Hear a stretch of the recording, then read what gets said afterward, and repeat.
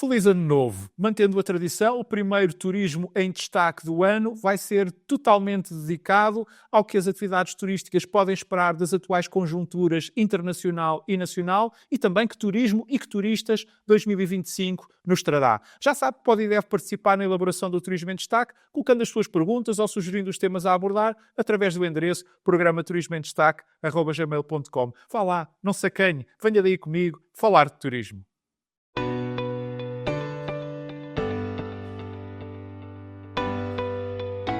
Como é da tradição, neste primeiro Turismo em Destaque do ano, eu lanço um olhar sobre os principais acontecimentos, desafios e oportunidades que, de algum modo, podem condicionar as atividades turísticas, quer pela positiva, quer pela negativa, ao longo do ano que agora se inicia e também quais serão as principais tendências turísticas de 2025. No entanto, para a semana voltaremos ao formato habitual, por isso já sabe que tem à sua disposição o endereço programa turismoemdestaque@gmail.com, que está aqui a passar em rodapé, e por isso, através dele, pode colocar as suas perguntas ou sugerir os assuntos que aqui gostaria de ver tratados. Portanto, já sabe, use e abuse do endereço programa turismoemdestaque@gmail.com, que a sua participação, como sempre, é extremamente bem-vinda.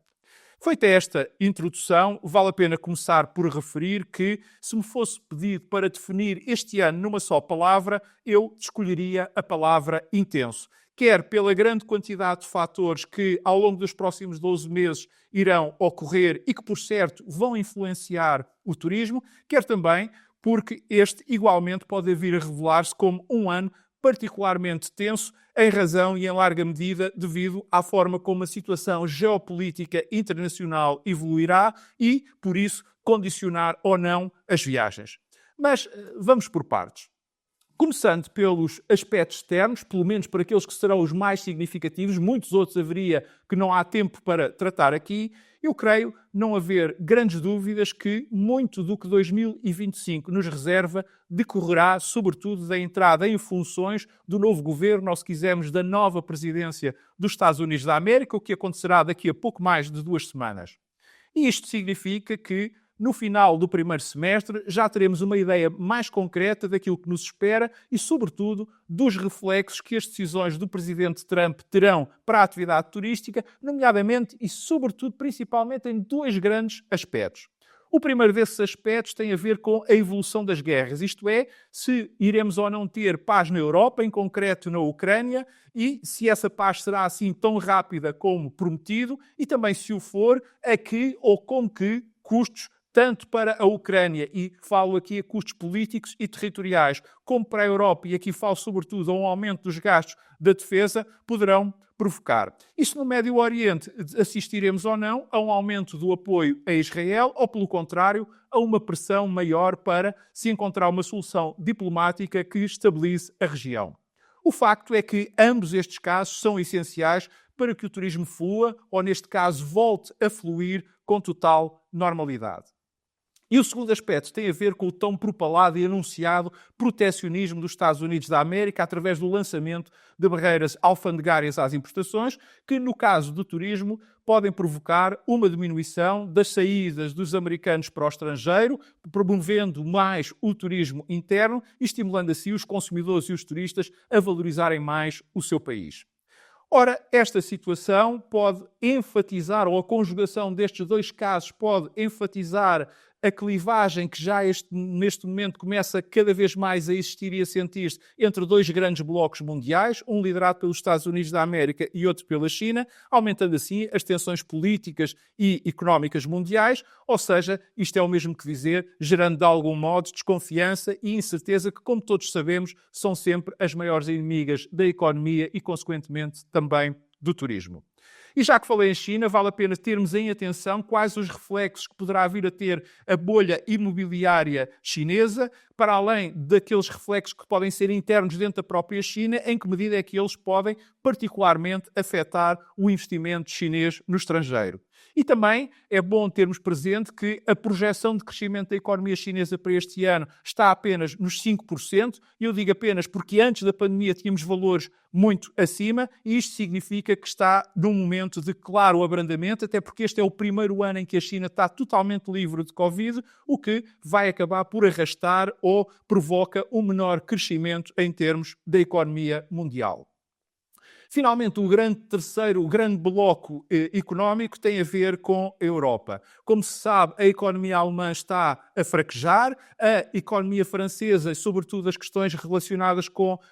a dívida e as contas públicas francesas, também neste momento estão a derrapar, o que antecipa também uma situação económica menos favorável. E, em cima de tudo isto, estas duas locomotivas da União Europeia, a Alemanha e a França, estão neste momento também a braços com uma crise política. Tudo isto em cima de uma desindustrialização que foi uma via que, de alguma forma, a Europa adotou e que, neste momento de 2025, há muitas nuvens negras que podem parar sobre possíveis despedimentos que podem haver, e isso, naturalmente, vai ter reflexos no poder de compra e na atividade turística. Também há uma enorme incerteza acerca das questões energéticas, se vamos ou não ter energia mais cara ou mais barata, fruto da evolução da conjuntura internacional, e também qual será a posição dos Estados Unidos, se vão ou não lançar esse tal protecionismo que há pouco referi, às tais barreiras alfandegárias, uma vez que as exportações da Europa e particularmente da Alemanha para os Estados Unidos são cruciais para a União Europeia. E a isto, se juntarmos a estas dificuldades o aumento dos gastos da defesa,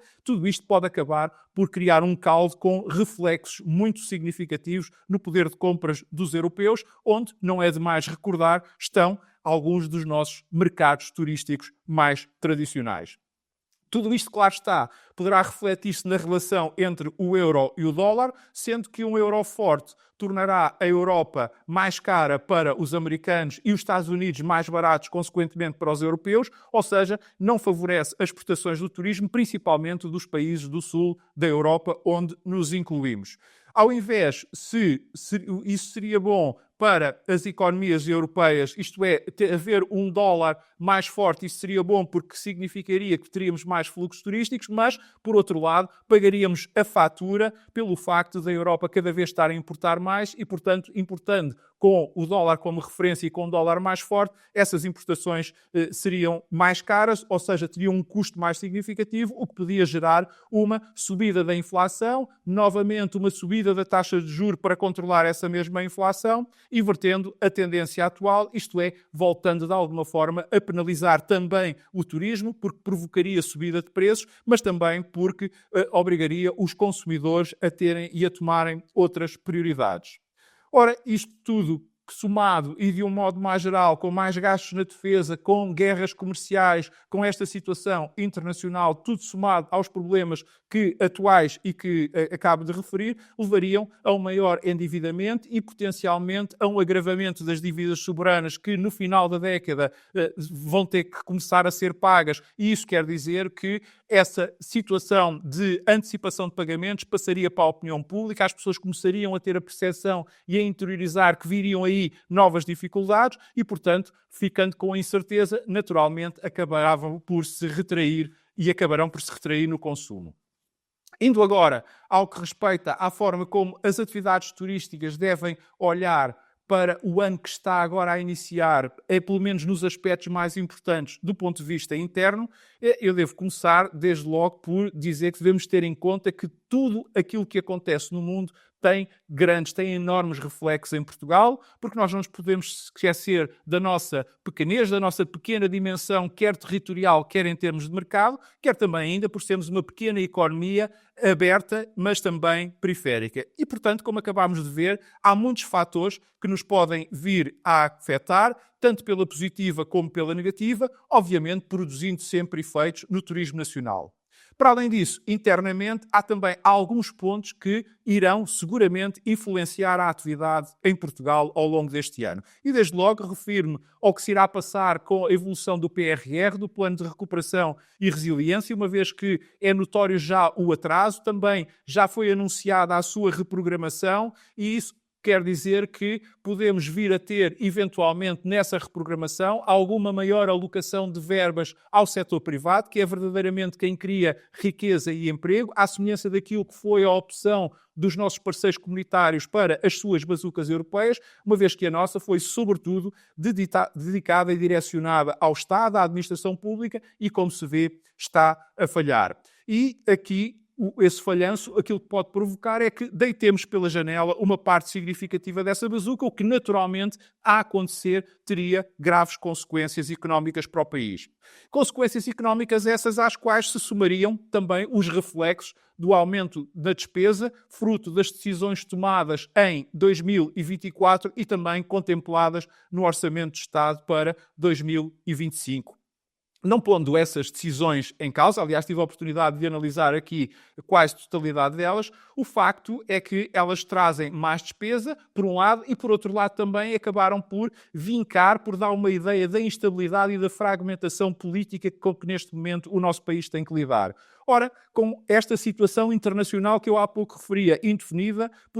tudo isto pode provocar impactos, sobretudo ao nível da necessária redução da dívida que temos que prosseguir e também no saldo das contas públicas. Aliás, neste momento, no início do ano, já existe uma grande dúvida se vamos fechar o ano com um pequeno superávit ou voltarmos a um pequeno déficit. Para além disso também, isso coloca mais incerteza no Orçamento de Estado para o próximo ano, para 2026, o que é mau para a economia, mas também que pode antecipar alguma desconfiança fruto de uma eventual crise política que possa vir a surgir daqui decorrente. No entanto, e aparentemente os portugueses irão ter, de uma forma geral, um pouco mais de poder de compra, sobretudo muito motivado pela baixa das taxas de juros, que aqui vão influenciar e, sobretudo, decisivamente, quem tem crédito à habitação, mas também por alguma melhoria em termos das reformas e também alguma pequena diminuição da carga fiscal, o que pode vir a revelar-se, de algum modo, favorável a algum consumo turístico. Interessante e curioso vai ser também vermos como é que as eleições autárquicas em setembro, o que é que vai resultar desse debate político e dessas campanhas eleitorais, uma vez que as questões ligadas à turistificação estão na ordem do dia, muitos a defenderem, fruto de uma enorme ignorância, que o turismo traz mais malefícios para o país do que benefícios, nomeadamente com alguns impactos nas comunidades locais e no caso concreto, nas questões ligadas à habitação. Todos nós sabemos que isso não corresponde à verdade, mas o facto é que essa ideia está a começar a ficar enraizada na sociedade portuguesa e, portanto, há que a desmistificar, mas vamos ver até que ponto é que ela poderá ser usada e abusada em termos de campanha eleitoral. Já agora também, em termos da campanha eleitoral, também se a questão das taxas turísticas irá ser ou não abordada em termos do debate eleitoral, uma vez que, como se sabe, há um crescente número de municípios que a está a adotar. Outros há também que as estão a aumentar dramaticamente, ou seja, no fundo há uma crescente sofreguidão em torno das taxas turísticas, porque elas no fundo são dinheiro fácil que é extorquido, não há outra palavra que melhor o diga, extorquido ao turismo e aos turistas. E, portanto, é bom vermos se estes dois temas irão entrar na agenda da campanha eleitoral. Por outro lado, este ano também vai ser importante relativamente às questões ligadas à imigração, e elas são vitais para o turismo em termos de emprego, ou seja, se a decisão sobre os tais 400 mil processos que estavam pendentes chegarão ou não ao fim, e também quais as medidas que o Estado se propõe pôr em prática para conciliar a demografia com as necessidades de mão de obra e também com uma melhor capacidade de acolhimento e de inclusão daqueles que escolhem vir para o nosso país, mas também com a proteção dos nossos valores, da nossa língua e da nossa cultura, e isto é muito importante, é crítico para o turismo, porque é nestes aspectos que reside muito da nossa afamada hospitalidade. Por outro lado, também veremos como irão evoluir algumas das questões que neste momento estão a prejudicar e impactar mais na nossa imagem externa, da saúde, aos incêndios e agora mais recentemente à percepção de segurança que tem passado de Portugal para o estrangeiro, aspectos que podem afetar para o bem e para o mal o turismo nacional. No final do ano, ou no último terço do ano, iremos ter uma definição dos candidatos às eleições presidenciais do próximo ano e, portanto, já será importante vermos como é que esses candidatos, ou melhor, qual a importância que o próximo Presidente da República irá dar ao turismo, porque isto não basta falar nem dar palmadinhas nas costas, é fundamental dar provas concretas de verdadeira importância do turismo e também do seu papel de farol para a economia nacional. Em conclusão, e como comecei por referir, 2025 apresenta-se tanto no plano externo como interno como um ano de muitas e grandes decisões, todas elas com consequências mais ou menos óbvias nas atividades turísticas, seja pela fluidez maior ou menor que permitam às viagens, seja também pela influência que poderão ter nas economias, logo no poder de compra das empresas e das famílias. Por tudo isto, sou da opinião que, na ótica do turismo, 2025 deve ser considerado como um ano muito intenso, para não dizer mesmo bastante tenso.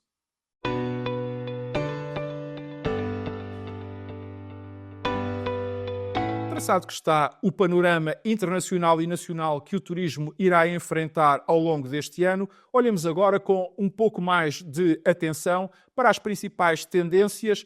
condicionantes e também desafios que formatarão e influenciarão o consumo de produtos e serviços turísticos ao longo de 2025. E seguindo a lógica anterior, começamos então pela perspectiva daquilo que se irá passar nas atividades turísticas no plano internacional. E aqui convirá termos sempre bem presente aquilo que referi na resposta à questão anterior, ou seja, o turismo e os turistas que teremos neste ano estarão sempre muito condicionados pela evolução da conjuntura internacional, mas também pela ocorrência ou não de catástrofes naturais, uma vez que elas cada vez influenciam mais os destinos turísticos, uma vez que qualquer oscilação num destes fatores terá de imediato consequências diretas na constelação turística. No entanto, e admitindo que não teremos nestes níveis grandes percalços, são dignos de referência, em minha opinião, 6 aspectos que considero cruciais para este ano. O primeiro desses aspectos é o preço,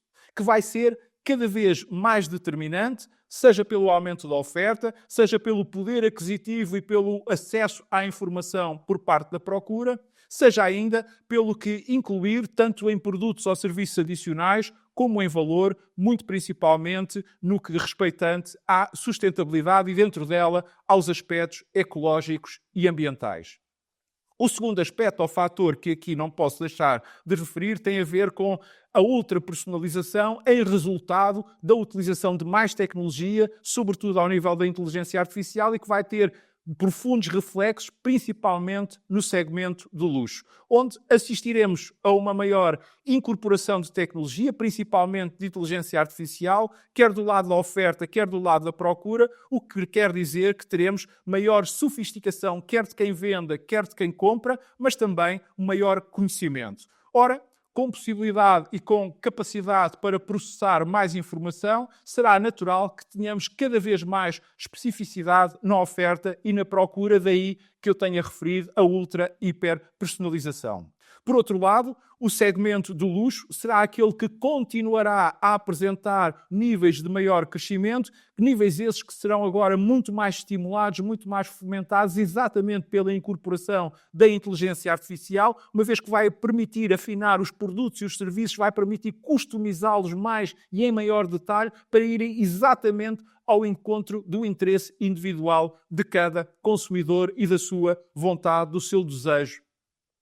Por outro lado, também um terceiro aspecto tem a ver com a sustentabilidade. E isto está ligado à questão ainda do luxo, mas numa outra vertente, naquilo que eu agora denomino como novo luxo, que não tem a ver propriamente com o preço, mas antes com o valor, já que haverá tendência para preferir destinos alternativos, menos saturados, em nome da sustentabilidade ambiental, mas não só, também da sustentabilidade social e económica, o que irá enfatizar as preferências de consumo onde seja possível aferir os múltiplos impactos do ato de viajar, da economia às comunidades locais, dos recursos despendidos aos efeitos económicos. Isto leva-me a um quarto ponto, que é não ser de estranhar que se manterá a crescente preferência também por produtos ligados à saúde e ao bem-estar e também a um estilo de vida saudável. E este quarto ponto, por sua vez, está encadeado com um quinto fator, que tem a ver que este ano iremos assistir a um acentuar de viagens com significado, isto é, com propósito, sejam elas a solo ou em grupo. Ora, isto quer dizer que o ato de viajar tem que cada vez mais fazer sentido. Tem que ter por detrás uma motivação, um desejo concreto ou até mesmo uma vontade, seja ela o ir a um espetáculo, o poder visualizar o cenário de um filme, ter contacto com a natureza, ter uma experiência gastronómica ou outra de qualquer outra natureza. E isto levará a que assistamos a um crescente número de viagens a solo, isto é, individuais, exatamente por essa ser a motivação ou por serem viagens que têm um propósito, ou então por opção e pelo contrário, assistiremos também a um incremento das viagens em grupo, seja para o reforço dos laços familiares ou sociais, seja também porque haverá uma identificação e uma ligação mais às motivações que serão comuns de determinado grupo de pessoas que pretendam viajar. O sexto e último aspecto que eu não posso aqui deixar de referir é para começarmos a dar, e este ano é importante para isso, que se comece a dar particular atenção ao mercado indiano. Eu bem sei que é um mercado complexo, que tem enormes e muitas diferenças culturais, religiosas e mesmo linguísticas dentro da própria Índia, mas é bom começarmos-lhe a dar atenção. E porquê? Porque desde logo a Índia já é o primeiro país mais populoso do mundo. Por outro lado, a sua economia vai crescer em 2025 6,5%, ou seja, isso vai fazer com que a economia indiana se torne a quarta maior economia do mundo, ultrapassando a do Japão e ficando logo atrás da terceira, que é a Alemanha, que, como sabemos e como vimos há pouco, está doente. Ou seja, em síntese, vamos assistir a um crescimento do turismo um pouco acima da economia mundial. Se estima que vai crescer 3% e, portanto, diria que o turismo irá crescer qualquer coisa na casa dos 4%, o que nos deve deixar com boas perspectivas à escala global.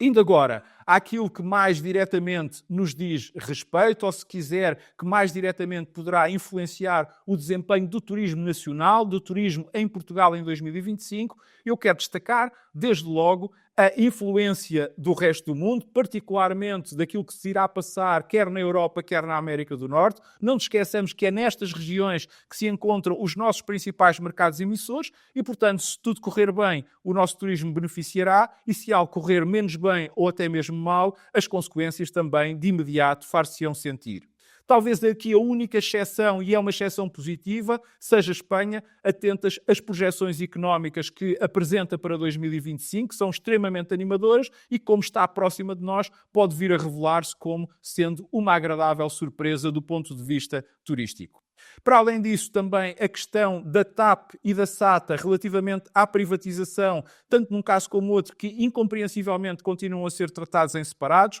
As decisões que vierem a ser tomadas este ano ditarão muito do nosso futuro turístico. Por isso, é crucial, é fundamental que o turismo, seja a nível do setor público, seja a nível do setor privado, faça por ser ouvido e participe envolvendo-se ativamente em todo este processo. E também, continuando na aviação, é muito importante ver como irá evoluir a questão do novo aeroporto de Lisboa, sendo que daqui a pouco mais de uma semana teremos a avaliação do Governo ao relatório inicial que lhe foi entregue pela ANA Aeroportos Vancy, a que seguirá um novo estudo de impacto ambiental, já relativamente à localização em Alcochete propriamente dito. E por isso, eu antecipo que este será, neste plano e neste assunto, mais um ano em que, de algum modo, iremos marcar passo. E por falar em marcar passo, em 2025, e isto apesar de vermos que irão ser tomadas decisões de tão grande magnitude no setor da aviação, quanto a mim será mais um ano em que persistiremos em não definir uma estratégia, em não definir uma política para a aviação, continuando a adiar e eventualmente até a hipotecar o nosso futuro turístico enquanto destino. Um outro aspecto importante tem a ver com a limitação das cargas turísticas. Como já vimos, cada vez existem mais discussões sobre o turismo e cada vez essas discussões sobre os benefícios ou malefícios da atividade estão mais na ordem do dia e, portanto, era bom que este fosse o ano em que houvesse coragem para começar a proteger a atividade e os seus recursos, limitando as cargas turísticas e apostando naquilo que eu há pouco definia como sendo o novo luxo. Esta pode ser, de facto, uma grande oportunidade para a desconcentração do nosso turismo, mas também para a preservação das nossas grandes âncoras turísticas, e refiro-me ao Algarve, a Lisboa e à Madeira. Num quadro de estabilidade, quer interna, quer externa, o mercado interno tenderá, quanto a mim, a evoluir favoravelmente, muito na linha daquilo que se passou em 2024, seja em termos do turismo interno, do vá para fora, cá dentro, como se costuma designar, seja naquilo que respeita à emissão de fluxos turísticos nacionais para o estrangeiro. Em síntese, e tudo somado, dentro e fora do país, 2025 tem potencial no que se refere ao turismo nacional para ser um ano de consolidação do número de turistas, embora com algum ligeiro crescimento, apesar de ser, no campo das receitas, aquele em que poderemos vir a ter melhores notícias. Uma palavra final para a Estratégia Turismo 2035, que está a ser, como se sabe, ultimada pelo Governo para ser apresentada durante o primeiro trimestre deste ano, documento muito aguardado e que será da maior relevância para o futuro da atividade económica do turismo em Portugal. Para finalizar e concluindo, também aqui, como se vê, no que se refere ao turismo e aos turistas que teremos em 2025, tanto no mundo como em Portugal, uma coisa é certa: este vai ser um ano intenso, para não dizer mesmo muito tenso. Volto à sua companhia na próxima semana. Até lá, saúde, paz. Recorde que pode colocar as perguntas que deseja ver respondidas ou sugerir os temas a abordar através do endereço programaturismoemdestaque@gmail.com. E se gostou deste vídeo, deixe o seu like e carregue no botãozinho preto que está aqui mesmo por baixo da minha imagem para subscrever o meu canal, para dar a sua opinião, para partilhar ou simplesmente para ver ou rever os meus comentários.